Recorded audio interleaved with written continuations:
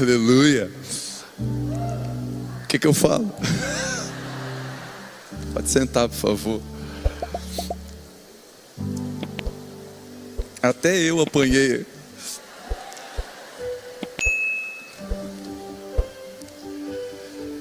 Por muito tempo a Viviane foi a esposa do Thelma, agora eu sou o marido da Vivi. Para quem não conhece, já fomos apresentados. Somos pastores em Criciúma, Santa Catarina, uma comunidade de fé chamada Abba Pai Church, porque está na moda. E Deus não dá igreja para pastor, Deus dá pastor para a igreja. A igreja não é de ninguém, a igreja tem dono, e o dono dela tem marcas de cravos na sua mão. Morreu na cruz e é o proprietário dela. A gente só é mordomo daquilo que Deus confiou, e que espero que todos os pastores aqui se encontrem fiéis no dia que Ele voltar, para receber os frutos que Ele plantou. Amém? Que Ele cultivou. Nós somos obedientes para cuidar desse jardim, mas é tudo dele. Um homem saiu para viajar e chamou um amigo e falou: olha, cuida da minha noiva, que eu vou voltar. E ele ficou ali cuidando da noiva. Quando voltou, 9 meses depois, a noiva estava com um bebê recém-nascido no colo. 9 meses depois, houve uma dúvida: vamos olhar para a criança é a cara do amigo. A criança é a cara do amigo. Se a criança é a cara do amigo, houve algo, houve uma traição, houve uma infidelidade. Quando Jesus voltar, os discípulos que estamos fazendo, é a nossa cara ou a cara dele? É a cara do ministério ou são parecidos com Jesus? Nós fomos chamados para fazer discípulos para Ele. Nós temos que apontar como João Batista para Ele. Eu sou a voz, Ele é o caminho. Eu sou a voz, Ele é a verdade. Eu sou a voz, Ele é a vida. Você pode saber quem você é, mas não pode esquecer quem Ele é. Ele é o Senhor da igreja. A Viviane, um dia eu estava num culto, e a Vivi é muito tímida, acredite. Ela era muito tímida. Ela era daquela que quando apresentava na escola, o papel dela era árvore. E quando botava a falar, quase desmaiava. Então, um dia num culto, estava eu ministrando, orando por cada pessoa que estava lá na frente. E eu tinha umas 20, 25 pessoas para orar. Eu precisava de alguém para fazer uma oração no microfone enquanto eu estava impondo as mãos. E não tinha ninguém, eu olhei assim, não tinha nenhum dos diáconos e presbíteros, não tinha ninguém. Eu falei: amor, vem cá. Ela estava com a Vitória no colo, faz 18 anos, né? 17 anos. E ela: não, amor, só um pouquinho, ora aqui. Não, se amor, preciso de ti, na frente da igreja toda. Ela: tá bom. Ela largou a criança, a Vitória veio, pegou o microfone e orou assim: abençoa esse povo, Senhor. Abençoa esse povo, Senhor. Abençoa esse povo. Deus, abençoa esse povo todo. Abençoa todo o povo. Abençoa esse povo Arel. Abençoa esse povo, Senhor. E ela orou por 15 minutos: abençoa esse povo, Senhor. Mas nada. Quando terminou, ela me olhou com aquele olhar de vou te matar depois. Entrou no carro dando tchau para os irmãos. Enquanto o vídeo subia, ela dava tchau e sorria. Quando subiu, ela virou para mim e falou: eu vou te matar agora, porque você me expôs e eu não queria ser exposta. Eu sou tímida, eu sou envergonhada. Eu olhei para ela e falei assim: mas te acostuma. Vai chegar uma época que tu vai pregar para dezenas de milhares de mulheres. Ela está aqui hoje.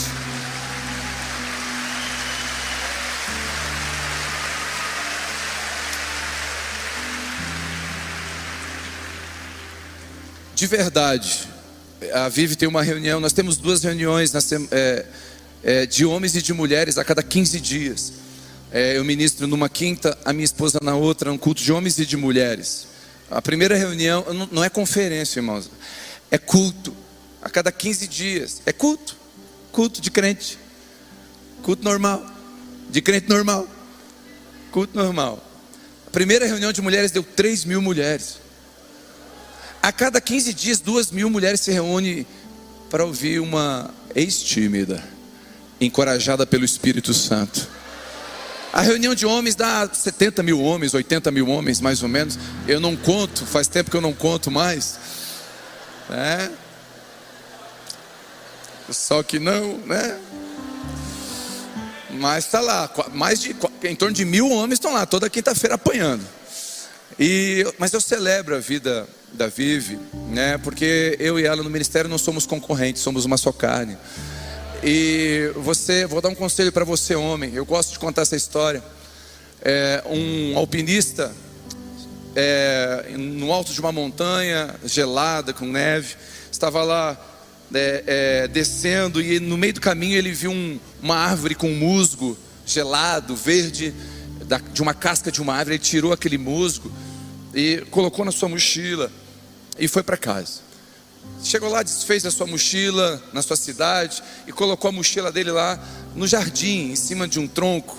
Aquele musgo, tirou da mochila e colocou em cima de um tronco e esqueceu aquele musgo.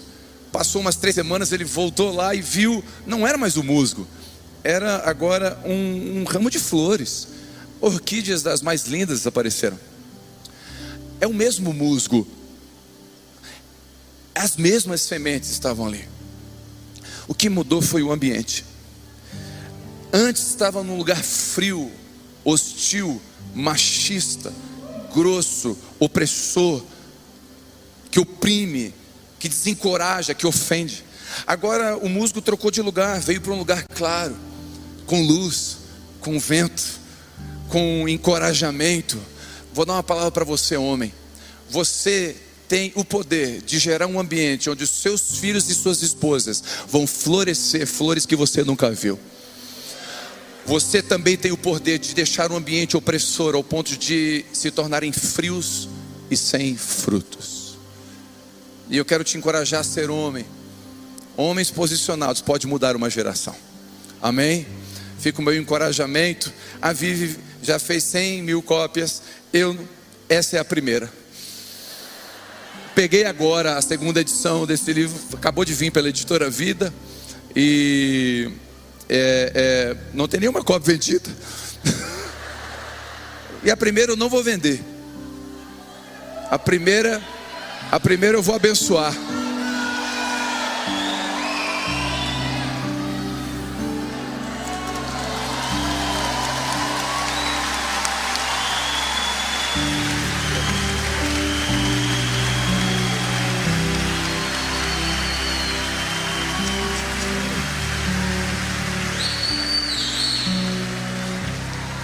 Quem quer mais? Dá tempo para vender lá na loja. Abra comigo Atos dos Apóstolos, capítulo 28. Eu tenho pouco tempo, mas quero ser fiel. O segredo não está na velocidade, mas na constância. Repete comigo: o segredo não está na velocidade, mas na constância. Eu trabalhei no exército 22 anos. E saí agora faz 2 anos. Eu não me aposentei. O Senhor pediu a farda, pediu a carreira, pediu a aposentadoria. E eu obedeci. E trabalhando no exército, tem muitas atividades. Eu participava de atletismo. E eu corria 100 metros rasos. E dentre outras categorias. Mas eu nunca corri 400 metros rasos. Eu corria só 100. E um dia faltou um atleta para revezamento de 4x400. E aí, vem cá, Martinello, vem, você corre 100 metros. Falei, claro que corro. Então vem cá correr 400 metros. Falei, é nóis. Aí me colocaram de último, era um revezamento de 4x4. Então tinha 5 equipes e 4 de cada equipe, e cada um revezando. Chegou na última rodada, estavam os 5 últimos competidores para a última volta. E todos os 4 equipes pegaram na minha frente o bastão. Eu peguei por último. Quando eu peguei o bastão, eu saí num pique de 100 metros. E eu ultrapassei todos eles até a segunda curva. Passei todo mundo. O ginásio veio a loucura. O ginásio pensou, Usain Bolt branco. Chegou o cara aqui, meu Deus, eu engoli todo mundo na segunda curva. Na terceira para a quarta curva, todo mundo me passou. Eu morri. faltou fôlego, eu corri errado. Então não basta ter a direção certa, tem que correr certo. Então a velocidade é mais do que, a constância é mais do que a velocidade. A Raide falou, o Ricardo falou, está todo mundo falando, perseverar, permanecer, é mais do que velocidade. Não adianta ir rápido. Se você correr rápido, você pode ir uma certa distância, mas se você correr certo, você vai mais longe. E eu acredito que nós podemos ir mais longe. A perseverança gera aprovação. Romanos 5:4. Estamos numa época em que para frutificar não basta estar, é necessário permanecer. João 15, quem está em mim e permanece em mim, esse dá fruto. Não basta frutificar, tem que permanecer. Então eu vou dar um conselho aos pastores: quando estiver cansado, não desista, descanse. Talvez tudo que você precisa é descanso, senão o seu motor pode fundir, como disse a minha esposa. E guarde essa frase, eu quero te abençoar com essa palavra. Você que está permanecendo e ainda não está vendo fruto, recebe essa palavra no seu coração. Leva tempo para Deus fazer de repente. Leva tempo para Deus fazer de repente. O de repente de Deus pega você a qualquer momento. Fique fiel. Quero ler com você Atos capítulo 28, versículo 1, diz assim: estando a salvos em terra, soubemos que a ilha se chamava Malta. Os habitantes da ilha demonstraram impressionante bondade conosco. Prepararam uma fogueira e receberam bem a todos nós, pois estava chovendo e fazia bastante frio. Enquanto Paulo ajuntava um feixe de gravetos e os lançava no fogo, uma víbora, espantada com o calor, agarrou na mão de Paulo. Assim que os habitantes da ilha viram aquela cobra presa na sua mão, comentaram uns com os outros: com certeza esse homem é um assassino, pois tendo sido salvo do mar revolto, a justiça não permitiu que ele continuasse vivendo. Contudo, Paulo, sacudindo a cobra no fogo, não sofreu mal algum. Eles, porém, acreditaram que Paulo começasse a inchar e caísse morto a qualquer momento. Mas havendo esperado por um pouco tempo, observaram que nada de anormal acontecia, mudaram de opinião.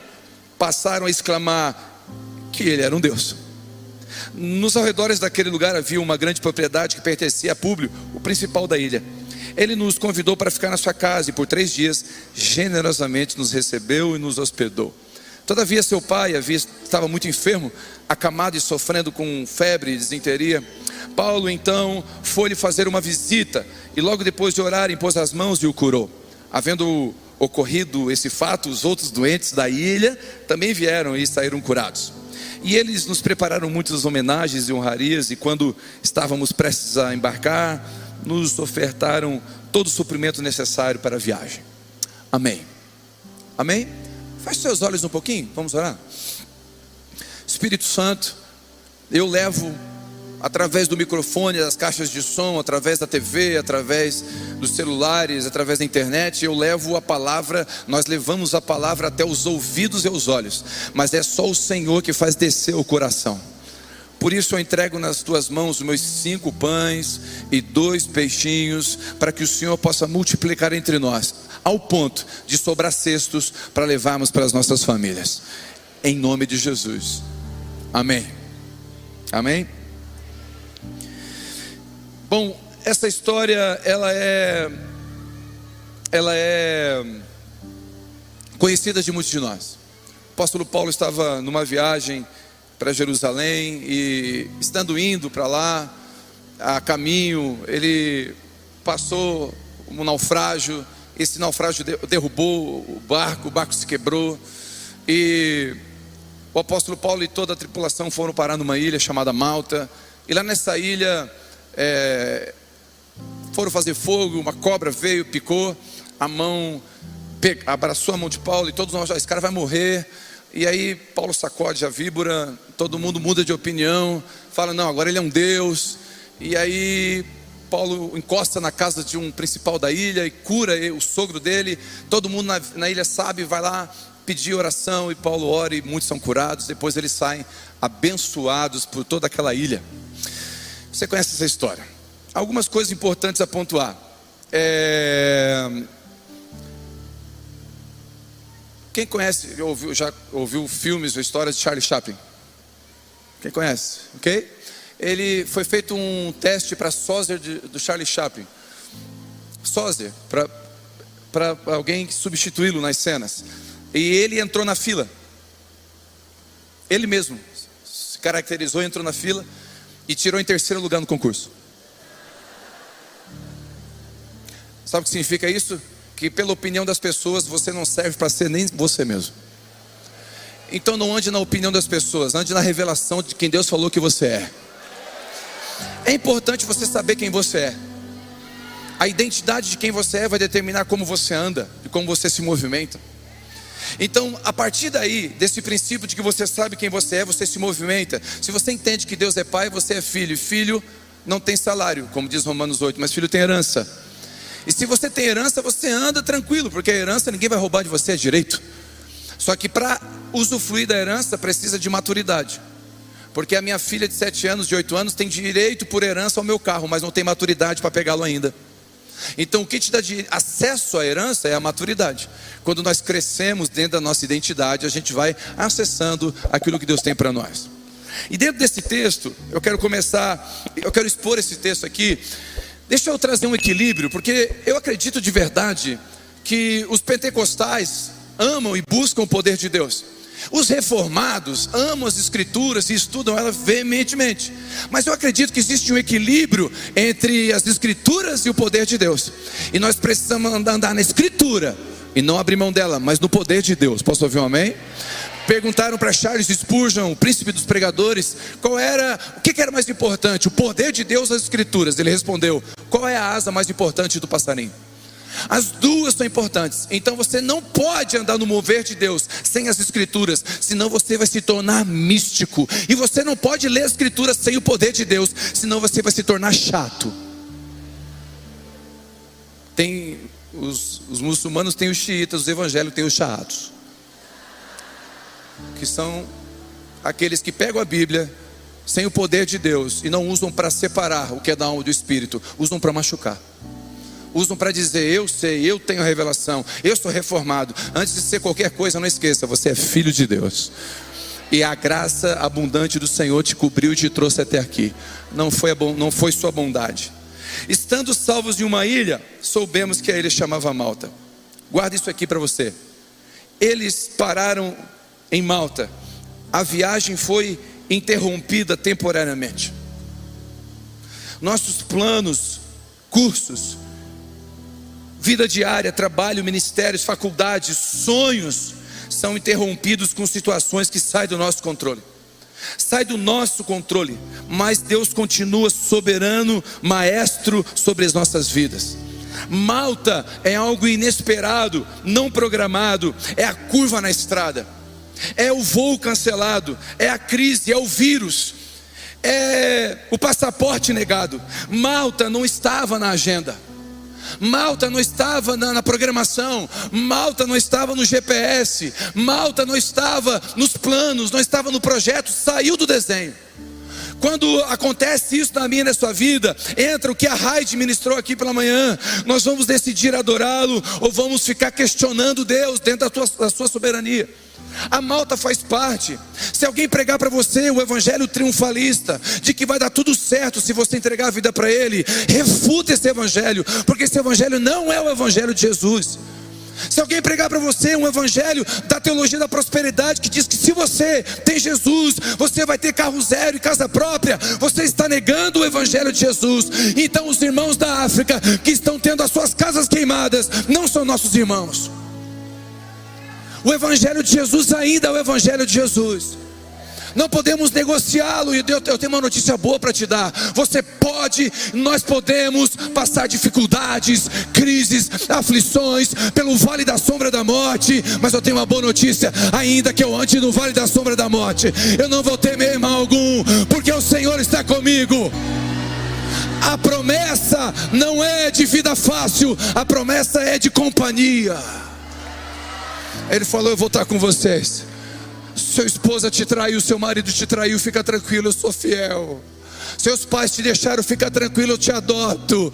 Eu faço companhia para você. Ele promete estar conosco até o final. Então curvas no caminho fazem parte. Malta é o inesperado. Malta, as crises quando chegam, o Covid não avisou. Crises não avisam, elas aparecem. É o não programado. As crises, elas vêm com poder. Escute, Deus tem o poder de usar as crises para revelar quem somos. A crise expõe quem a gente é. A nossa espiritualidade muitas vezes ela é uma falácia.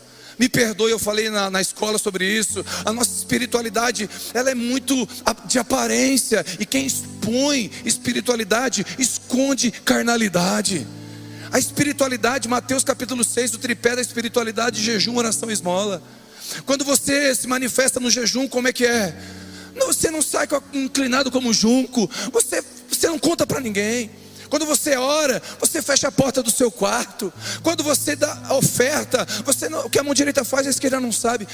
Percebeu que a espiritualidade é escondida? Então a nossa espiritualidade se manifesta muito mais quando eu oro domingo à noite em línguas, mas eu guardo a língua na segunda.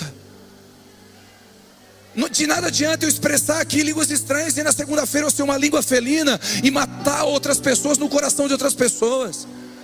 Quando eu uso de maledicência, eu mato alguém no coração do outro. Quando eu falo mal dele para ela, eu mato ele no coração dela. Isso é maledicência.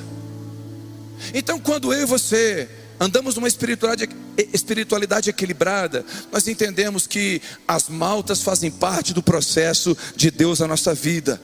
Foi numa crise que trouxe Jonas de volta.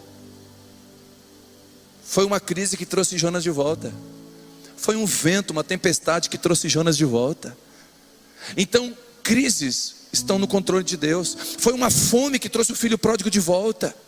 Quer saber de uma coisa? Escute, está todo mundo assustado com o que pode vir, o que está vindo. Escute, bota sua confiança em Deus e fica ligado, porque Deus está trazendo os filhos pródigos de volta.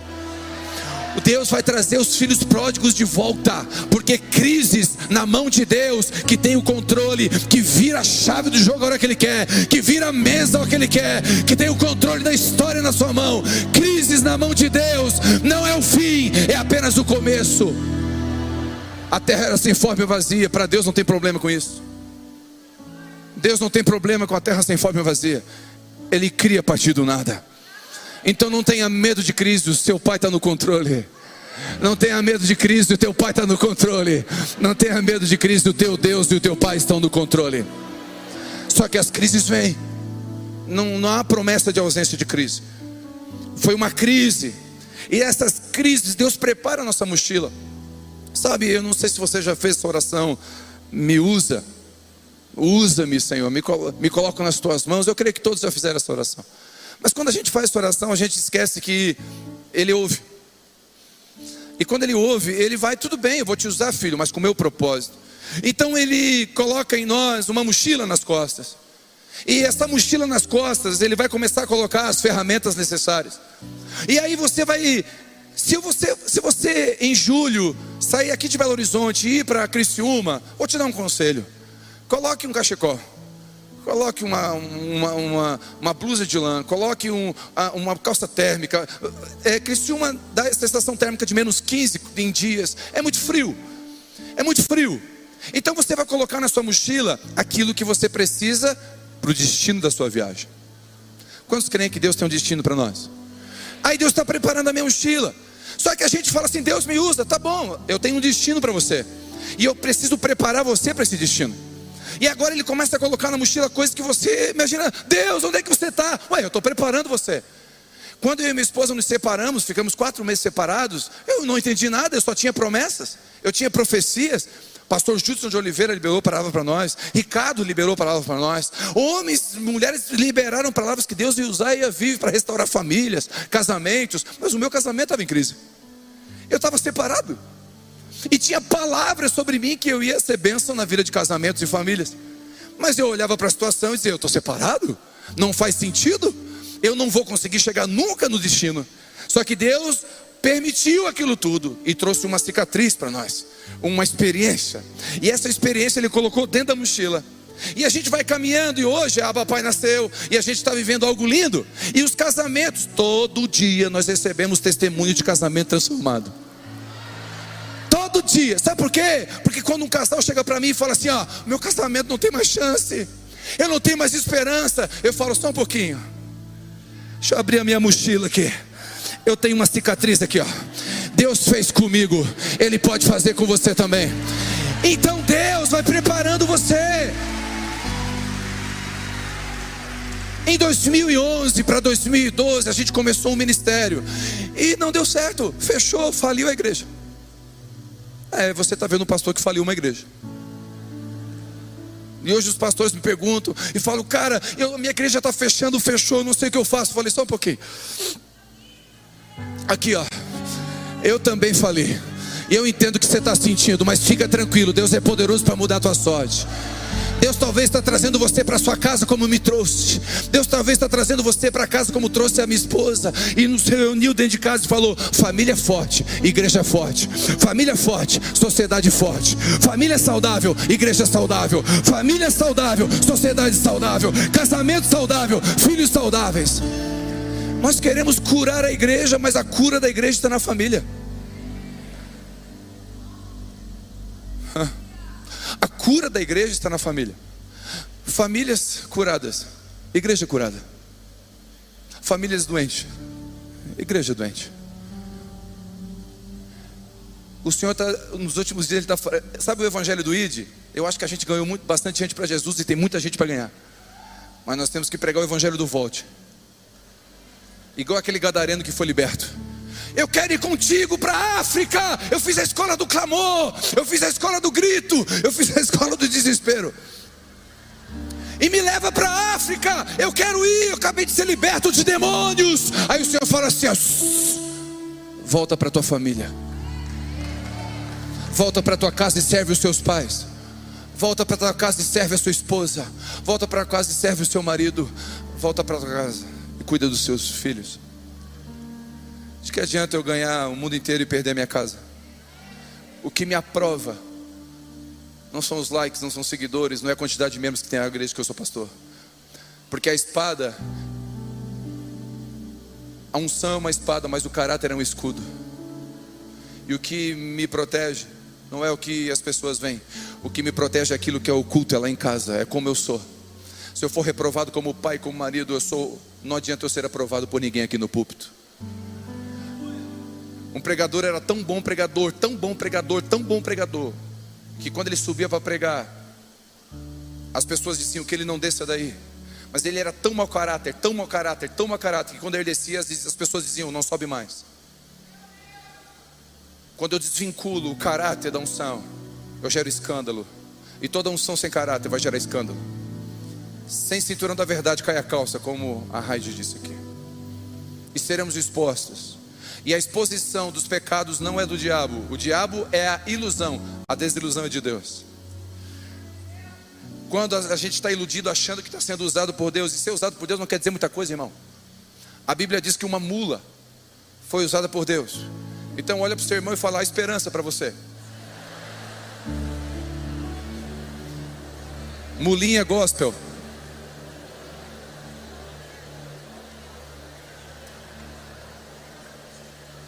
Agora o Espírito Santo fala para mim e para você, procure apresentar-te a Deus como obreiro aprovado, não usado, que maneja bem a palavra da verdade, que não tem do que se envergonhar. Eu oro para que Deus levante nesses dias homens e mulheres com caráter. Eu não estou falando de perfeição, eu estou falando de caráter, de integridade, de retidão, de ortodoxia. Que os púlpitos das igrejas voltem a ter centralizado a palavra de Deus no centro. Que o Espírito Santo e Jesus voltem a estar no centro dos holofotes da igreja. Que os shows, que as manipulações acabem, para que volte a brilhar o holofote sobre aquele que tem o poder e a honra e a glória. Que volte a ser cristocêntrica.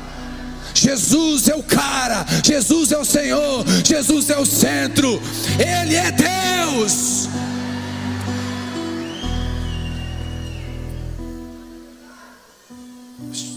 Timothy Keller, no seu livro Ego Transformado, cita João Calvino dizendo: o coração do homem é uma fábrica de ídolos.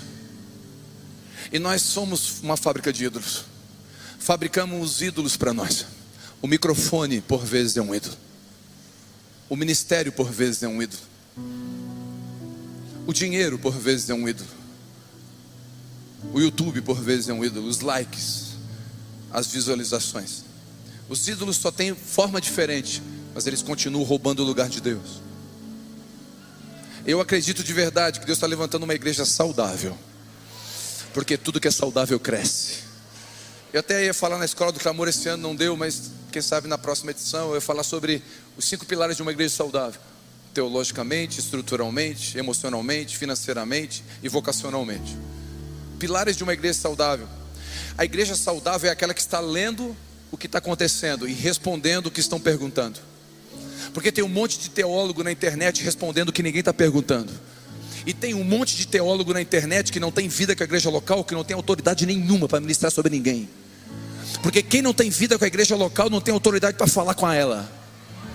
Quem não está no dia a dia chorando com a viúva, abraçando o órfão, vivendo a realidade do dia a dia da igreja local, não tem autoridade para falar com ela. Fica quieto, não fala mais.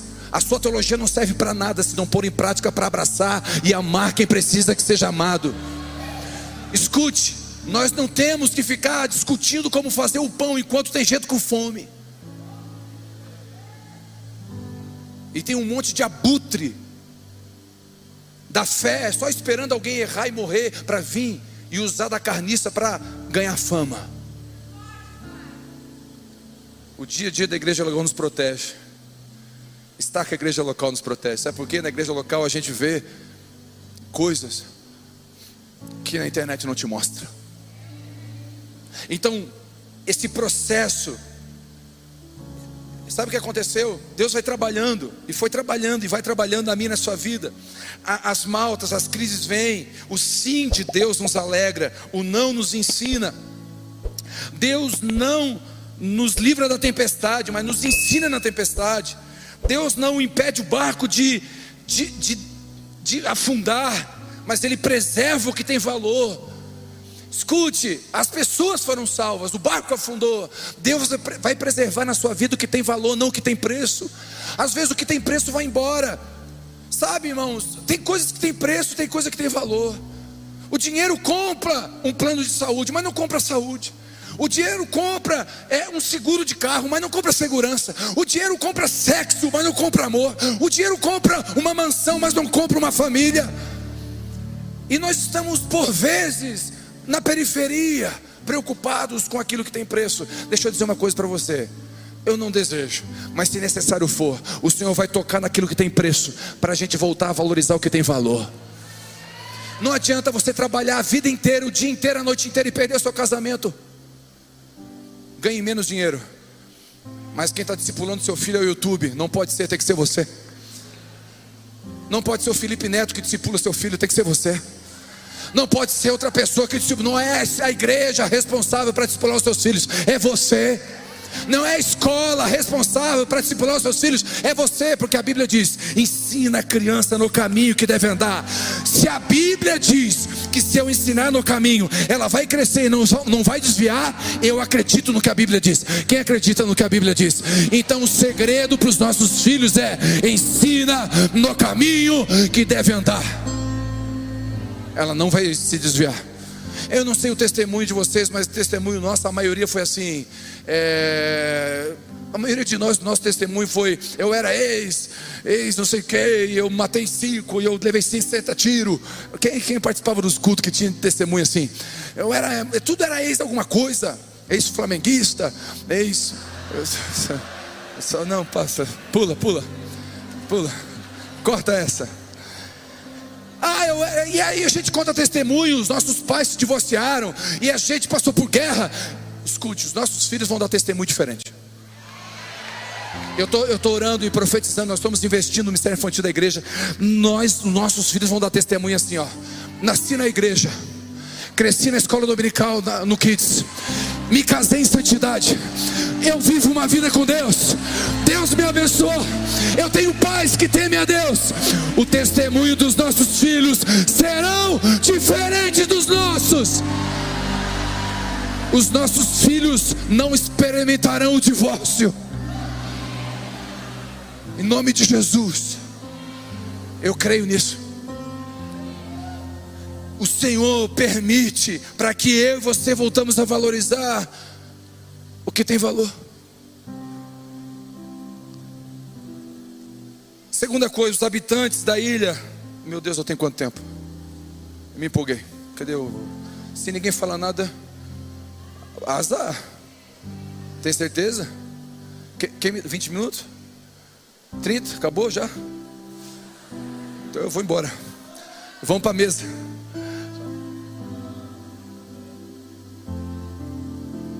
Que é isso, querido? Você é um anjo, diz ele que eu sou livre. Amém. Acompanha lá no texto, volta lá para o texto. Os habitantes da ilha demonstraram impressionante bondade para conosco. Sabe o que eu aprendo aqui? Que quando a gente cai em dias difíceis, Deus vai levantar pessoas para ser bênção na nossa vida. Deus vai levantar Noemi, Deus vai levantar Barnabé, Deus vai levantar Titos, Deus vai levantar homens e mulheres que vão estar do nosso lado, como Sadraque, Mesaque e Abednego, que quando a gente disser, eu estou mal, eles vão dizer, eu estou mal contigo. Eu estou bem, eles vão dizer, eu estou bem contigo. Eles vão celebrar as nossas vitórias mais do que as nossas derrotas. Eles vão estar conosco. Dias difíceis revelam amigos. Dias maravilhosos selecionam os amigos. Porque os amigos aparecem no dia difícil, mas os verdadeiros amigos, quando você está bem, é o primeiro a ligar para você e dizer, eu celebro o carro que você comprou. Eu celebro, escute, lá em Criciúma, a gente comprou um pavilhão para 3.000 pessoas. Quando a gente comprou aquele pavilhão, um pastor da cidade me ligou e disse, eu celebro o que está acontecendo com vocês. Um pastor, eu celebro o que está acontecendo com vocês. Deixa eu dizer uma coisa para você. Quando você não estiver frutificando e o seu irmão do lado estiver, celebra com ele, porque o fruto é teu também.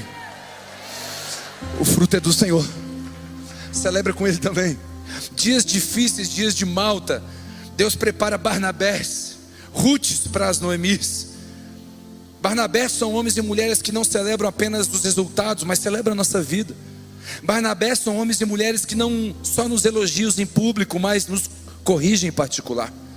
Barnabés são homens e mulheres que nos observam e percebem quando não estamos bem. Barnabés não esperam e nem publicam os nossos erros, mas oram para que nós não venhamos a cair. Barnabés, só de lembrar deles, traz paz. Deus levanta pessoas que só de lembrar deles nos traz alegria. Quem tem um Barnabé na sua vida? Quem tem um Barnabé na sua vida? Quem tem alguém que só de lembrar nessa pessoa você fala, uau, que presente que Deus me deu. E Deus, eu te abençoo para que Deus levante Rutes, Noemis para as Rutes, Rutes para as Noemis, e Barnabés para acreditar em você quando ninguém acredita em você. Assim como Barnabé acreditou em Paulo, quando os poucos acreditavam. Barnabé é aquela pessoa que sai de cena para você brilhar, e ele não tem problema. A Bíblia fala assim, escute, a narrativa bíblica sempre é por ordem de importância. Você vê a leitura dos 12 discípulos, só para você entender, sempre Pedro, Tiago e João, citando os 4, André, os 4 primeiros, os mais importantes, os mais líderes. Sempre a Bíblia citava Barnabé e Paulo. Barnabé e Paulo. Barnabé e Paulo. De repente Paulo toma ascendência, começa a fluir, começa a pregar, começa a ter autoridade. A Bíblia muda a autoridade, começa a falar Paulo e Barnabé, Paulo e Barnabé, Paulo e Barnabé. E Barnabé não vai lá reclamar lá para quem está escrevendo a Bíblia e diz, muda a ordem aí. É Barnabé e Paulo. Não, Barnabé, fica tranquilo, deixa Paulo brilhar, porque o meu chamado foi levantar esse cara, o meu chamado foi ver ele crescer. Vai mesmo, cara, voa. E eu fico aqui na retaguarda dizendo, é isso aí. Que Deus levante Barnabé na sua vida, em nome, e que você seja um Barnabé na vida de alguém. Quem recebe essa palavra, diga amém. Eu te abençoo com pessoas que vão ser canal de bênçãos. Terceiro, enquanto Paulo ajuntou um feixe de gravetos e lançou no fogo, escute, estava todo mundo com frio. O apóstolo Paulo fez assim, eu sou o apóstolo Paulo, entende? Então pessoal, junta graveto aí, que eu estou com frio. Alguém me serve um copo d'água? Eu sou o apóstolo, entendeu? Eu tenho a cadeira do apóstolo, eu tenho o anel do apóstolo, eu tenho um lugar melhor na igreja, entendeu? No céu eu vou estar num lugar especial, entendeu? Eu sou o apóstolo Paulo. Então presta atenção, não, querido, escute. Épocas de crise, não é só você que está em crise, tem mais gente em crise. Tem irmãos nossos com as casas queimadas e o filho decapitado na África. Está em crise, bota a mão e vai juntar graveto também. Bota a mão num graveto e vai ajudar alguém também. Você está passando dificuldade, tem mais alguém passando. Olha para o lado que tem alguém sofrendo junto com você. Para de ser egoísta na sua dor e não pega a sua dor e faz dela um trono. Sai da sua dor porque tem gente do lado sofrendo junto com você. O apóstolo Paulo me ensina que em época de frio eu vou juntar graveto também. Eu não sou melhor que ninguém. Não fique idolatrando a sua dor. Não fique lambendo a sua dor. Permita que Deus cure. E uma das formas de curar a sua dor, sabe qual é? Abençoando a vida de alguém. Foi lido aqui, a Raide leu Isaías 58.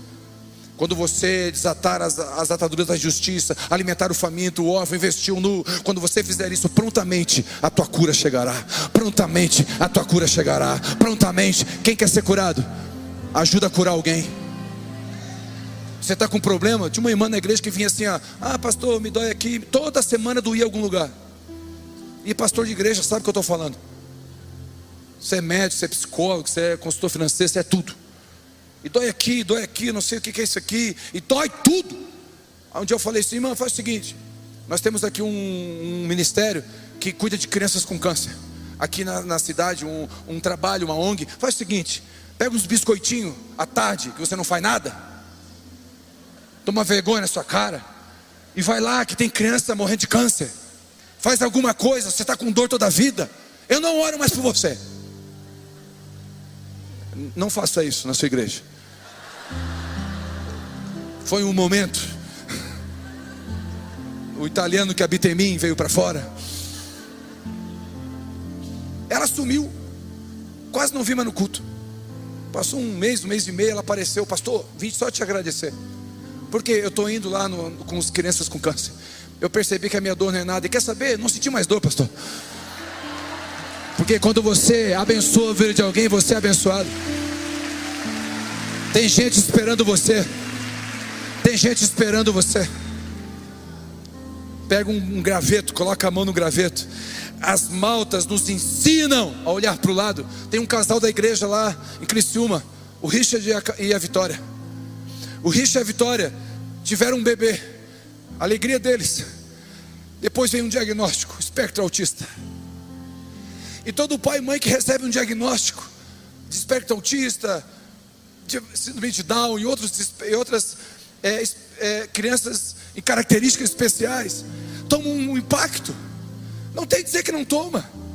Toma uma pancada no coração. Porque a gente ora sempre, Deus, que nossos filhos venham saudáveis. E aquele casal estava lá, a sua filhinha tão linda, mas ela não olha nos olhos, coisa simples, não fala uma palavra. Já tem 3, 4, 5 aninhos.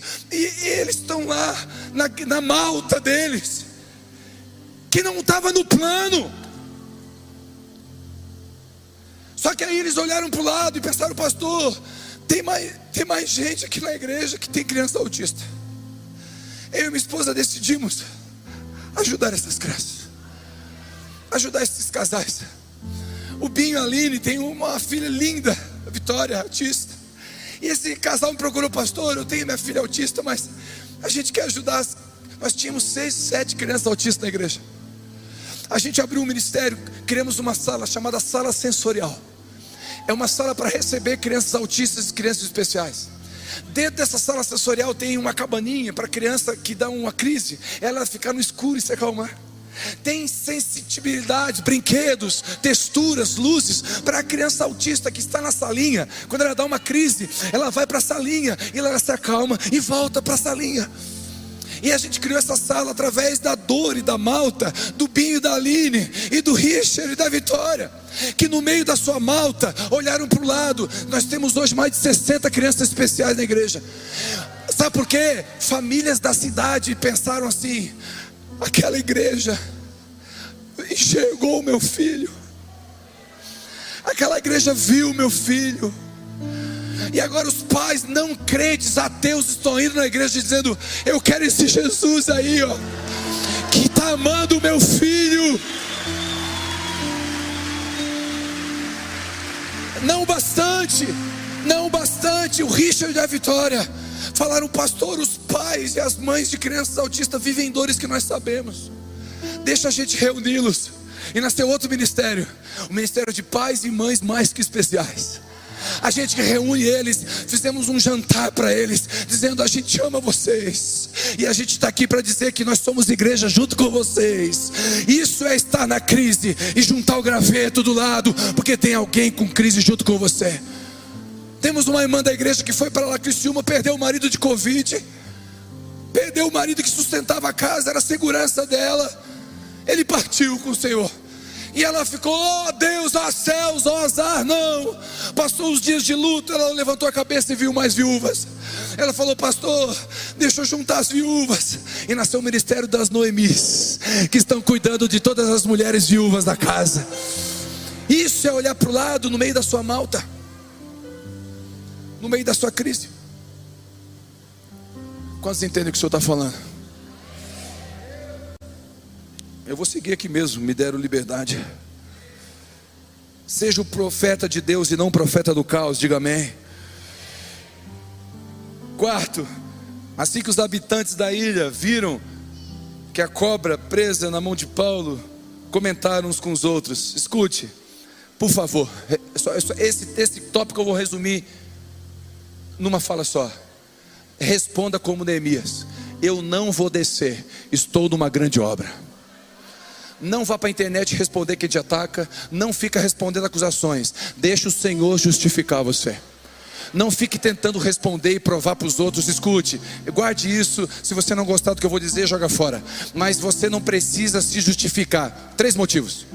Primeiro, os amigos não precisam. Posso ouvir um amém? Amigo precisa justificar? Não. Os inimigos não acreditam. E os idiotas não entendem.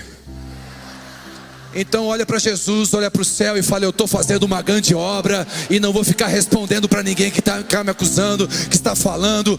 Olha para o Senhor, porque Ele está te aferindo. Quem acredita que esses 3 dias são de conferência? Para que serve a conferência? Deus está conferindo a gente. E o padrão de conferência não é eu, não é o Theo, não é o Ricardo, não é a Raide. O padrão ainda é a palavra de Deus e Jesus Cristo. Ele é o nosso modelo. E se Ele não se justificou e como ovelha muda foi para o matadouro, é ali que nós devemos seguir, obedecendo o que Ele pediu para a gente fazer. Posso ouvir um amém? Quinto, Paulo curou o pai de Públio. Quinta lição: em dias maus, momentos difíceis, você pode usar os dons que Deus te deu, mesmo em tempo de crise. Jesus, mesmo na sua maior malta, cuidou de Maria, pedindo para João cuidar dela. Perdoou aqueles que estavam o pregando e salvou um que estava do seu lado. Por último, sexta lição: Malta não é para sempre. Não, você que está passando por uma malta, recebe isso. Malta não é para sempre. Apocalipse diz: eis que passarão a prova de 10 dias. O choro pode durar uma noite. Deixa eu dizer, a prova de Deus tem tempo. Ainda que ele fique em silêncio. Quem aqui estudava e o professor no dia da prova ficava em silêncio? Quem lembra disso? Quem colou? Quem colava? Quem na prova? Quem colava? Quem olhava para o colega do lado e copiava? Quem? Pede perdão agora, fala: perdão, Jesus. Tu também levantou a mão, Fabiano? Eu vi, tu não?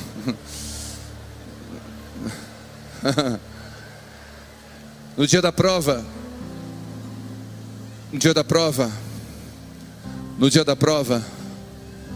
o professor fica em silêncio. Na escola, você estudava a lição e fazia a prova. Com Deus, você faz a prova e aprende a lição. Você vai sair de Malta muito mais maduro, amando mais a Jesus, amando mais o próximo, enxergando quem está perto de você, muito mais crente do que entrou, muito mais apaixonado do que entrou, muito mais maduro do que entrou, muito mais forte do que entrou, muito mais celebrativo do que entrou, muito mais encorajado do que entrou, muito mais encorajador do que entrou. E eu te abençoo com o que aconteceu com eles. Os homens da ilha deram recursos necessários para a missão continuar. Para onde Deus aponta, Ele paga a conta. Deus vai prover o necessário para aquilo que você precisa. O recurso está dentro do propósito. Seja obediente. Quem recebe essa palavra? E eu encerro lendo Romanos 8:26. Recebe para você. Estamos certos de que Deus age em todas as coisas para o fim de beneficiar aqueles que o amam. Que a malta de Deus nos encoraje, em nome de Jesus. Você pode fechar os seus olhos sentado mesmo? Sentado. Pode aplaudir o Senhor.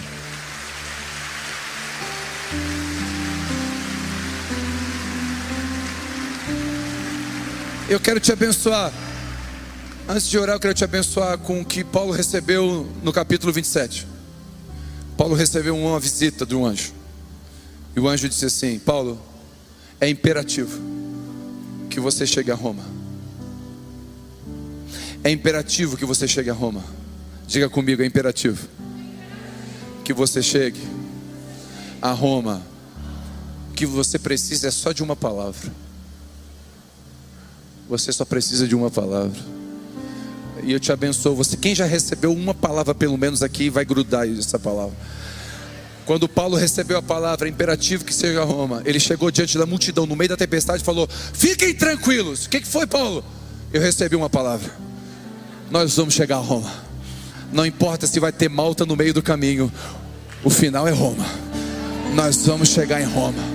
Recebe essa palavra, você vai chegar em Roma. Você vai chegar onde Deus quer que você venha chegar. Os planos de Deus não vão se frustrar na sua vida. Ele é soberano, Ele é Senhor sobre você. Recebe essa palavra. É imperativo que se cumpra o que Ele disse. Sentado mesmo. Pai, em nome de Jesus, a minha oração é simples agora.